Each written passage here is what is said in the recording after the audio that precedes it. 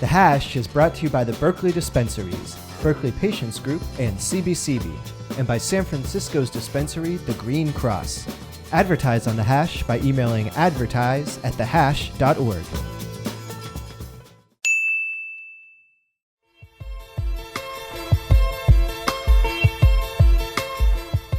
California's medical cannabis dispensaries are great at serving millions of patients with their various problems, but they're not so great at paying their taxes, as it turns out. The state collects about $44 million in cannabis sales taxes each year.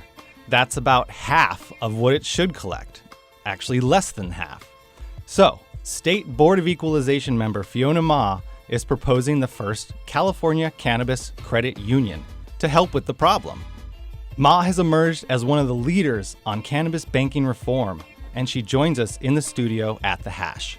Why does California need its first bud bank? When I got elected to the Board of Equalization this year, my colleague asked me to form a joint task force, cannabis task force, to see how many dispensaries are out there, how many of them are registered, and how much taxes we're collecting. And we started going up to Humboldt and meeting with growers, topical makers, edibles, dispensaries, of course, everyone who's in the market right now. And one thing I found was very clear was that they didn't have access to banking. You shall not pass! We can't access the banks, or the federal government comes and shuts down our banking relationship if they know that we are in this business. And so it became a major focus of mine that we need to do something about this banking situation if the federal government is not going to do anything about it.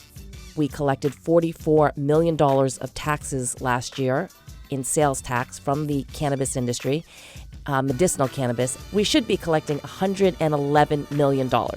So you can see there's a lot of cash on the table, and you probably ask, well, why is that happening? Couple reasons. One, dispensary owners are scared.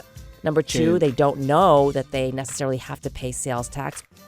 And then the third issue is that how do they pay their taxes? All the agencies have a no cash policy. It becomes, this kind of gray area where nobody understands really how to obey the laws. I don't know. I have a bad feeling about this. Assemblymember Jim Wood introduced a piece of legislation that might start the ball rolling next year on some type of institution that will check a number of these boxes. We do need either a federal fix or, I think, a legislative fix in California. So Assemblymember Wood stepped up. He has authored the bill to start the conversation. California is the 8th largest economy. We almost have our own, special financing system, and we've been collecting these taxes for the last 20 years. My thinking is California can find a way to open up its own credit union and have its own California-based backed insurance. Is California ready for a cannabis credit union? Are Californians ready? Are lawmakers ready? What barriers have you thought that this is going to encounter next year? I think everybody is ready. Everybody understands the problems with cash, not only the public safety concerns, but just also the practical day-to-day. Can you imagine going down to pay your rent in cash, your utilities in cash, your water bill in cash, your property taxes in cash? Who has the time to do that? Or what people are doing, they're going to get cashier's checks. In this 21st century digital society, it's just not practical for folks, plus the public safety concern that there's so much cash out there on the streets, at businesses, at homes. The BOE does accept cash. Cannabis dispensary owners usually make an appointment with the office so that we know that they're coming. They call ahead, or they will come at a certain hour during the day so that we are able to, get it to our armored car and into the bank, as soon as possible. In Colorado, at least 6 community banks are banking the industry, and nationwide, at least 200 are banking the industry. This strikes me, your proposal, as the state catching up to what is already happening. Is that true?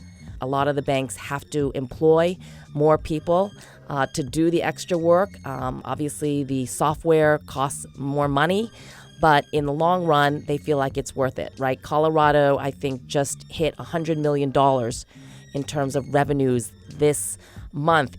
They just hit $100 million. And the 3 states, Oregon, Washington, and Colorado, by the end of this year, should generate $1 billion.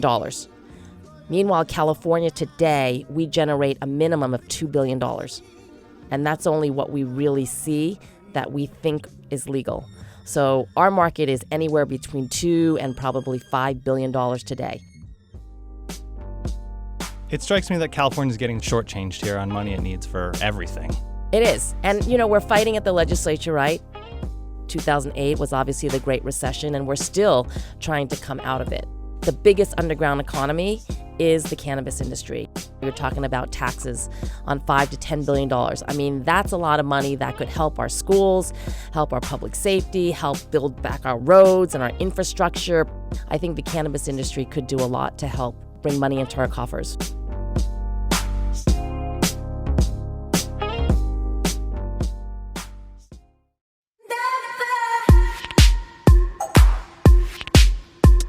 The Hash's 2016 sponsors include one of San Francisco's longest-running licensed medical cannabis dispensaries, the Green Cross, established in 2004.